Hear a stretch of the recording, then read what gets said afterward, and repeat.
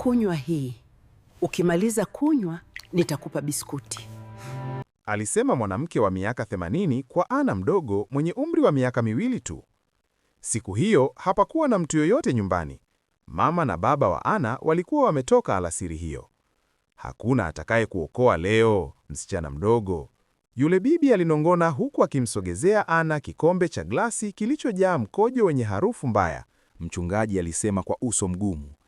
Richard alipiga magoti na kushika magoti ya mchungaji. Tafadhali, tupe mimi na mke wangu muda kidogo. Nitauza nyumba yangu na gari langu. Nitakopa kwa marafiki. Tafadhali bwana, muombee tu mtoto wetu na umponye. Nitakulipa. Mchungaji alimwangalia kwa baridi. Kama hutaleta pesa leo usiku, utaangalia binti yako akifa mbele ya macho yako, mchungaji alisema, kisha akaondoka. Ndani ya chumba chake, mchungaji alicheka kikatili. Mjinga, alinong'ona. Hajui mimi ndiye niliyemsababishia mtoto wake ugonjwa. Nilimlipa yule bibi amfanye mtoto anywe mkojo wake. Ulipokataa kupanda mbegu, hii ndiyo adhabu. Akatabasamu kwa giza moyoni. Nitachukua pesa zako na bado binti yako atakufa leo. Mara tu walipotoka nyumbani kwa mchungaji, Richard na Rebecca wakaanza kukimbia huku na huku wakitafuta wanunuzi wa kununua nyumba yao. Richard alikabidhi hati za nyumba yake. Nyumba aliyoinunua kwa milioni 800 iliuzwa kwa bei ya kutupa. Aliuza pia gari lake. Alikopa kwa marafiki, akilia na kuomba. Kila dakika iliyopita, tumbo la binti yao mdogo lilikuwa linafura na kupungua kwa namna ya kutisha. Mtoto alikuwa analia kwa maumivu, akimwita mama yake kwa sauti dhaifu. Rebecca alimkumbatia kwa nguvu, akitetemeka. Yule bibi mzee alikaa kimya pembeni, akijifanya na wasiwasi. Msijali, alisema kwa upole. Mkipeleka pesa kwa mchungaji na akaombea mtoto, atakuwa sawa. Richard alimwangalia binti yake. Ghafla tumbo lake likafura tena mbele ya macho yake. Machozi yakamtoka. Bila kusema neno, akafunga pesa kwenye mfuko na kusimama. Ninaenda kwa mchungaji, alisema kwa sauti dhaifu.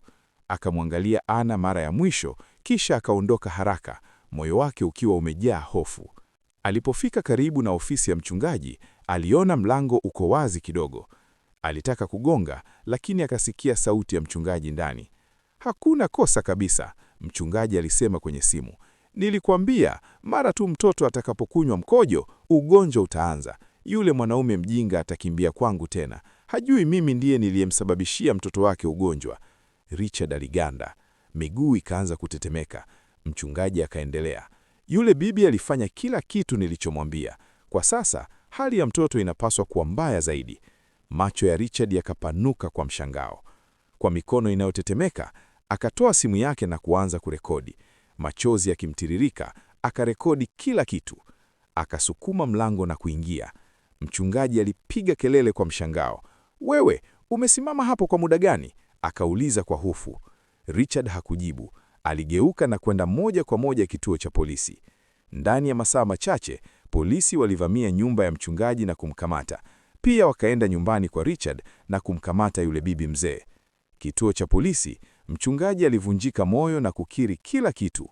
Alieleza jinsi alivyomtuma yule bibi azuie gari la Richard, jinsi alivyomlipa akae nyumbani kwao, na jinsi alivyomwamuru amfanye Ana anywe mkojo ili unabii wake uonekane wa kweli.